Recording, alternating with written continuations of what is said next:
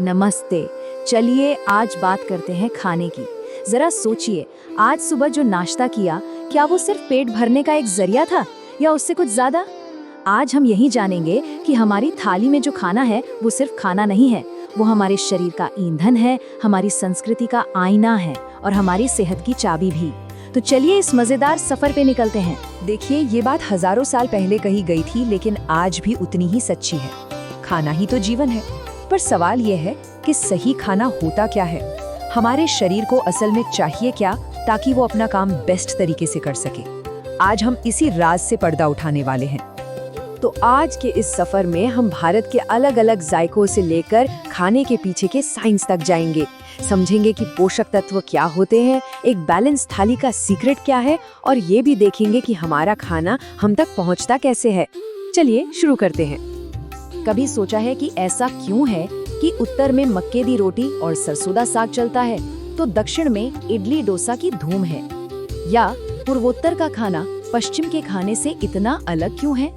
इसका जवाब पता है कहाँ छिपा है? हमारे देश के भूगोल और इतिहास की गलियों में। आइए इस पहेली को सुलझाते हैं।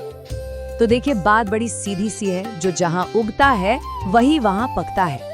पंजाब की जमीन गेहूं और मक्के के लिए इतनी अच्छी है कि वहाँ की थाली में गर्मा गर्म पराठे और मक्के दी रोटी सजती है। वहीं कर्नाटक की नमी वाली जलवायु चावल और नारियल को पसंद करती है और इसीलिए वहाँ इडली और डोसा हर घर का हिस्सा है। सीधी सी बात है, हमारी थाली हमारी जमीन की ही कहानी सुनाती है। तो ये तो हो गई भूगोल की बात, लेकिन जब ये खाना हमारी थाली से पेट में जाता है तब क्या होता है? यहीं से असली साइंस का खेल शुरू होता है। हमारे खाने में ना 3 मेन सुपर हीरो छिपे होते हैं। एक जो हमें एनर्जी देता है, दूसरा जो हमारे शरीर को बनाता है, और तीसरा जो हमें बीमारियों से बचाता है। चलिए एक एक करके इनसे मिलते हैं। तो सबसे पहले हैं कार्बोहाइड्रेट्स।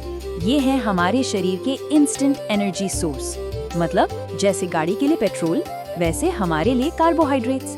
कभी सोचा है एक मैराथन धावक को फिनिश लाइन पार करने की ताकत कहाँ से मिलती है? इसी कार्बोहाइड्रेट से, जो उसके शरीर को फौरन ताकत देता है।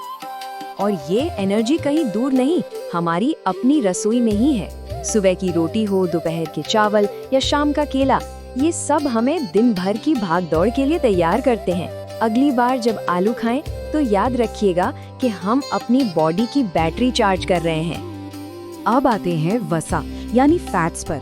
अगर कार्बोहाइड्रेट पेट्रोल है तो वसा हमारे शरीर का पावर बैंक है।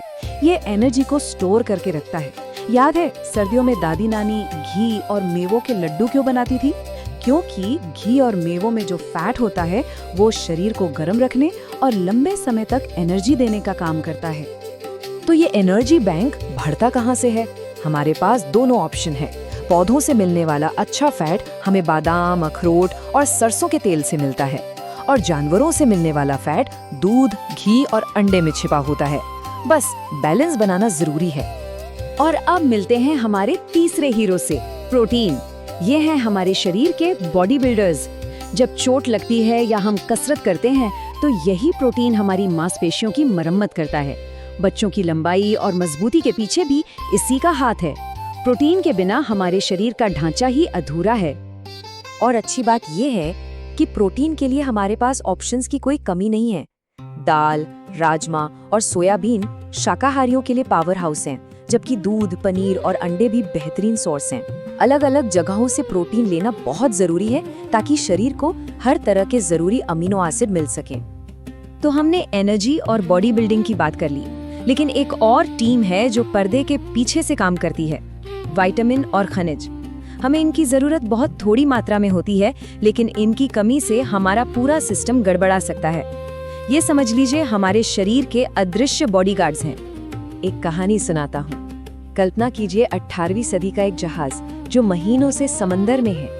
नाविक एक एक करके बीमार पड़ रहे हैं, उनके मसूड़ों से खून बह रहा है, वे कमजोर होते जा रहे हैं। सबको लगा ये कोई रहस्यमयी श्राप है, लेकिन इसका इलाज किसी दवा में नहीं बल्कि एक साधारण से नींबू में छिपा था। ये थी स्कर्वी की कहानी, और इसने दुनिया को विटामिन सी की ताकत से मिलवाया। अब चलते हैं अपने देश में, भारत के पहाड़ों में। 60 के दशक में हिमालय के इलाकों में हजारों लोग एक अजीब सूजन से परेशान थे जिसे घेंघा कहते हैं। इसका कारण कोई वायरस नहीं था, बल्कि वहाँ की मिट्टी और पानी में एक छोटे से खनिज आयोडीन की कमी थी। और इसका हल इतना आसान कि यकीन ना हो, हमारे रोज के नमक में बस एक चुटकी आयोडीन मिलाना। तो ये जो कहानियां हमने सुनी, ये सिर्फ किस्से नहीं है, ये हमें एक बहुत जरूरी सबक सिखाती हैं। विटामिन ए की कमी से रतौंधी, विटामिन सी की कमी से स्कर्वी, आयोडीन की कमी से घिंगा। ये लिस्ट हमें साफ साफ बताती है कि कैसे एक चुटकी भर पोषक तत्व की कमी हमारे स्वास्थ्य पर कितना बड़ा असर डाल सकती है। तो अब जब हमने समस्या समझ ली है कि पोषक तत्वों की कमी से बीमारियां होती हैं, तो जाहिर है इसका समाधान क्या है? समाधान है एक संतुलित आहार। तो ये संतुलित आहार है क्या चीज? इसे ना एक क्रिकेट टीम की तरह समझिए। हमें सिर्फ बैट्समैन यानी कार्बोहाइड्रेट्स नहीं चाहिए, हमें बॉलर्स यानी प्रोटीन और फील्डर्स यानी विटामिन्स और मिनरल्स भी चाहिए। जब हर खिलाड़ी अपना रोल निभाता है, तभी टीम जीतती है। ठीक वैसे ही हमारी थाली भी एक विनिंग टीम होनी चाहिए। ये स्लाइड तो सब कुछ साफ साफ बता देती है। देखिए, चिप्स हमें एनर्जी का एक तेज झटका तो दे सकते हैं, पर वो खाली एनर्जी है जो ज्यादातर फैट से आती है। दूसरी तरफ भुने हुए चने में प्रोटीन और फाइबर का खजाना है। ये हमें लंबे समय तक पेट भरा होने का एहसास कराते हैं और टिकाऊ एनर्जी देते हैं। यही फर्क है खाली कैलोरी और दमदार कैलोरी में। अब चुनाव हमारा है। अब तक हमने बात की कि क्या खाना चाहिए, पर अब एक और जरूरी सवाल है, हमारा खाना कहाँ से आता है? क्योंकि हमारी थाली में पहुँचने से पहले हर निवाले का एक लंबा और अक्सर अनदेखा किया गया सफर होता है। चलिए उस सफर पर एक नजर डालते हैं। जरा इस एक रोटी के बारे में सोचिए। इसके पीछे एक किसान की महीनों की मेहनत है, तपती धूप और बारिश का इंतजार है।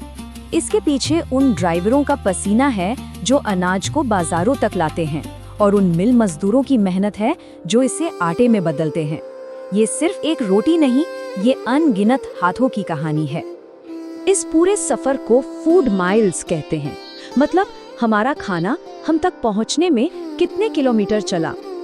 जब हम अपने आसपास के किसानों से सब्जियां खरीदते हैं, तो हम सिर्फ ताज़ा खाना ही नहीं पाते, हम प्रदूषण भी कम करते हैं, अपने ही समुदाय की अर्थव्यवस्था को मजबूत करते हैं और उन लोगों का साथ देते हैं जो हमारी जमीन पर हमारे लिए खाना उगाते हैं।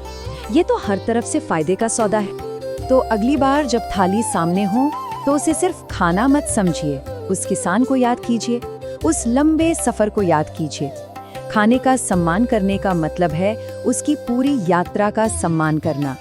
उतना ही लीजिए जितना खा सकते हैं, बर्बादी को ना कहिए और अपने लोकल बाजार को अपना दोस्त बनाइए।